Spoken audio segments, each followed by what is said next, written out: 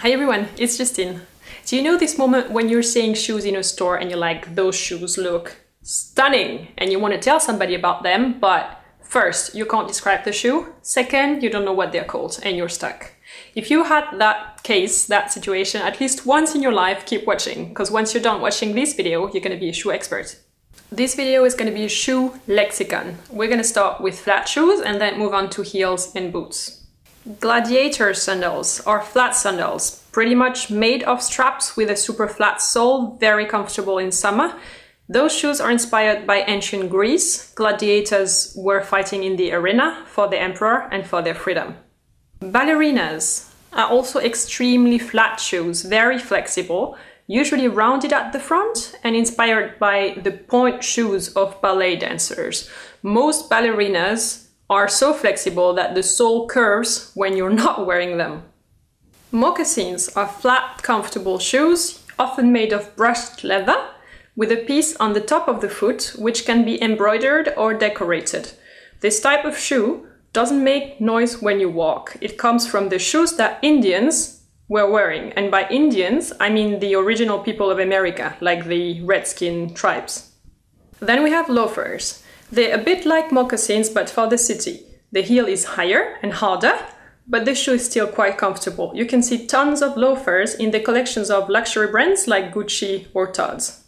Men and women can wear loafers. This shoe is pretty much gender neutral. Mary Janes. Those are perfect dancing shoes, thanks to the strap going around in front of the foot, so you can't lose the shoe while you're moving. In the 19th century, those shoes were for children, boys or girls.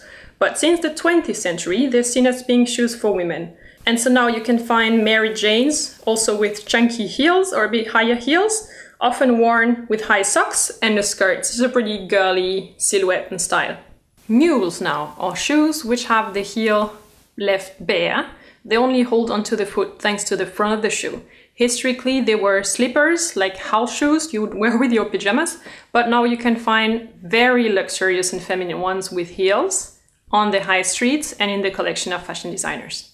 Slingbacks. Slingback shoes, on the other hand, hold your heel with a strap. It's tied either with a buckle or it's elastic, so you can just slip it in and clack the elastic onto your heel and you're good to go. It's going to hold very much, it's quite comfortable.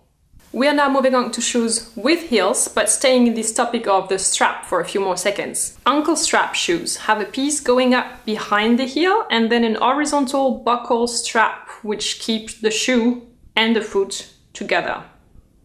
Now let's discuss heels on pumps for a second, because there are so many different types of pumps, it's hard to understand what you're looking at. Kitten heels or heels for beginners, I love those ones. You can actually walk in them. That's your typical heel to wear with a suit where you know you're going to have a business meeting and you're going to be standing all day, then that's a good option. Stilettos, that's your classical high heel, at least 5 centimeters or at least 2 inches. It's usually more 7 or 8 centimeters. If the heel is high and the front really pointy, then that's a specific style of stiletto. It's called a scarpin, the shoe of the James Bond girls and any other femme fatale. But forget about walking, those shoes are really for sitting down only. And then if the heel is dangerously high, like over 10 centimeters, 4 inches something, and if it's super narrow, then it's called a killer heel. And it's named like that for a reason. Please do not step on somebody's foot with those, it's extremely painful. Now if you take your shoe and instead of adding more heels, you add more sole at the front. Then you get a platform shoe. This makes the shoes more comfortable, even if the heel is technically still very high, but the front of the foot has more support and therefore more stability.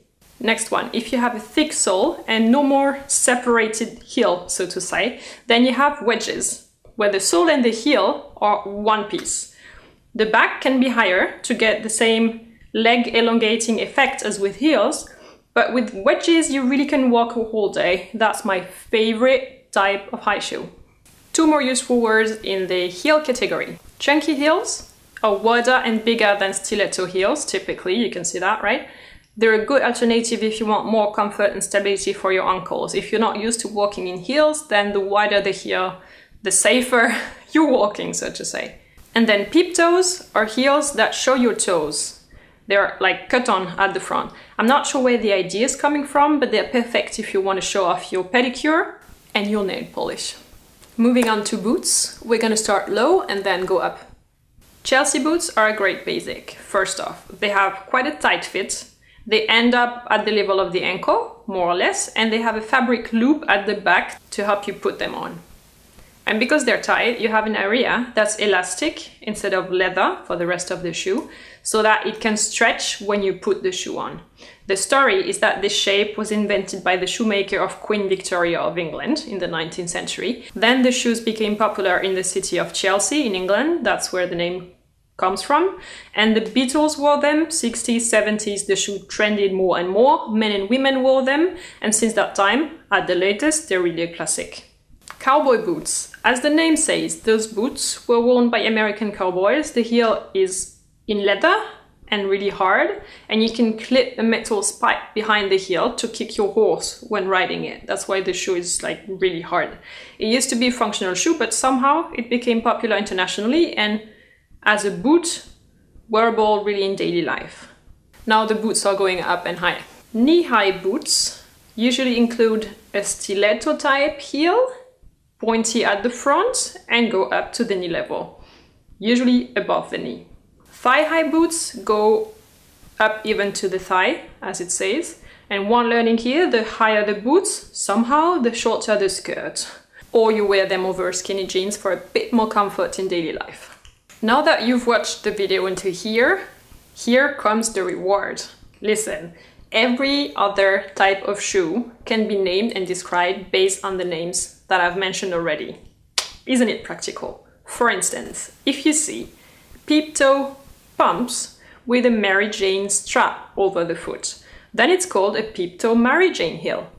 If you have peep toes pumps plus a platform at the front and a slingback behind the heel, behind the foot, then you've got peep toe platform slingback heels. Isn't it super easy? I can tell you're experts already. If you found this video useful or interesting, give it a thumb up and subscribe to my channel so you don't miss any future videos. Thank you. Now, I've seen that there are people in over 80 countries watching my videos, which is an honor and quite amazing. I'd love to know which type of shoes you have in your country that I don't know of, that I didn't mention in this list. I would love to see new names in the comments below and I'll Google them. One more thing, while watching this video, you might have noticed that not all types of shoes fit all types of bodies and silhouettes. So here is a video about how to measure yourself, determine which body type you have, and in the same playlist you'll find videos on how to style, fitting to your body, each of the 5 most common body types. The other video is something totally different. It's more of a fashion talk. It's about who you dress for when you get up in the morning. So are you dressing up to seduce men, to impress women? What does it say about you? And why does it matter to fashion designers when they design? So it's a completely different topic, but might be interesting as well. If you're watching on a computer, you can click directly on those images and they'll take you to the video. If you're watching on a smartphone, that's not going to work. So I've written the links to those videos in the description below this video as well. Oh, and in the description, I also wrote all the names of the shoes that I mentioned because I know some of you are going to ask for it. See you next Sunday for a new video. And until then, have a great week. Take care. Bye-bye.